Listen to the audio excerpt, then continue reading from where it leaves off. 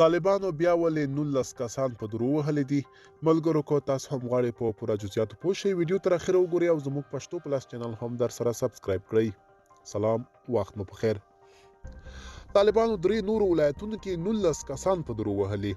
د طالبان حکومت سترې محکمې په کندوز، خوست او لغمان ولایتونو کې د غلا، لواطت، نامشروع اړیکو او کورنیو څخه د تیښتې په جرم 19 کسان د تعزیري سزا خبر ورکړی دی. یا د محکمې په یوې اعلامیې کې ویلي چې دغه کسان د بېلابېلو جرمونو په تور نیول کېدو وروسته د محکمې د حکم له مخې په درو وهل شوي دي.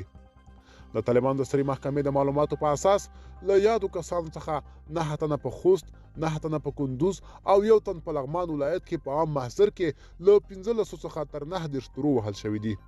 د بیان له مخې په دغه کسانو کې ښځې هم شاملې وې، خو د کره شمېر په اړه یې معلومات نه دي ورکړي.